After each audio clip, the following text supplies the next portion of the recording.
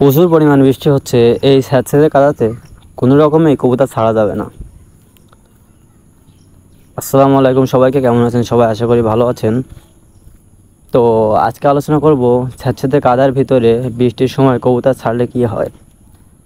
তো এই বৃষ্টির সময় যদি আপনারা স্যাঁতসেঁতে কাদার ভিতরে কবুতর ছেড়ে দেন, তা অনেক সময় আছে অনেক কবুতরের পায়ে পশম থাকে।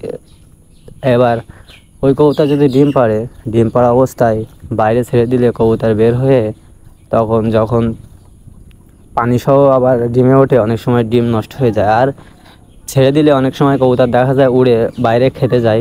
তখন যদি প্রচুর পরিমাণে বৃষ্টি হয়, তখন কবুতর ভিজে অনেক সময় বাসায় আসতে পারে না, অনেক সময় ভিজে যায়। অতিরিক্ত ভিজে যাওয়ার কারণে ঠান্ডা লেগে যেয়ে ওইখানে মারা যায়।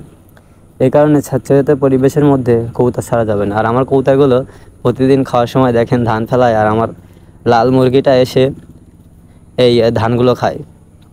তো আপনারা কখনো এই স্যাঁতসেঁতে পরিবেশের ভিতরে কবুতর ছাড়বেন না। স্যাঁতসেঁতে পরিবেশের ভিতরে কবুতর ছাড়লে কবুতরের রোগ ব্যাধি হয়, অনেক সময় ডিম নষ্ট হয়ে যায়, অনেক সময় কবুতর ভিজে যেয়ে মারাও যায়। এই কারণে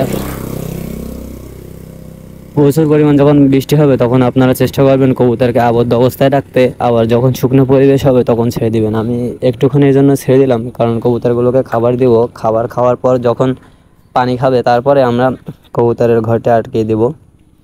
তো আপনারা এদিকে খেয়াল রাখবেন যাতে কবুতর বৃষ্টির ভিতরে ছাড়বেন না, কারণ বৃষ্টির ভিতরে কবুতরকে দিতে হবে শুষ্ক স্থানে। কবুতর শুষ্ক স্থানে থাকতে ভালোবাসে, এই কারণে বৃষ্টির সময় কবুতর ছাড়া যাবে না।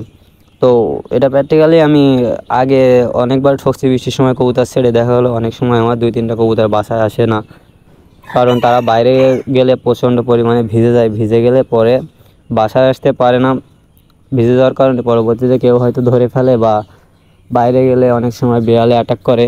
এই কারণে আসতে পারে না কবুতরগুলো, আমি আর পাইও না। এই কারণে বৃষ্টির সময় কবুতর ছাড়া থেকে আপনারা অবশ্যই সাবধান থাকবেন, কারণ বৃষ্টির সময় কবুতর ভিজে গেলে অনেক সময় ঠান্ডা লেগে যায়। তাছাড়া যদি ঠান্ডা না লাগে, অনেক সময় দেখা গেলো কুকুর বিড়ালের পেটে চলে যায় কবুতরগুলো, আপনার শখের কবুতরগুলো। এই জন্য আপনারা বৃষ্টির সময় ছাড়বেন না।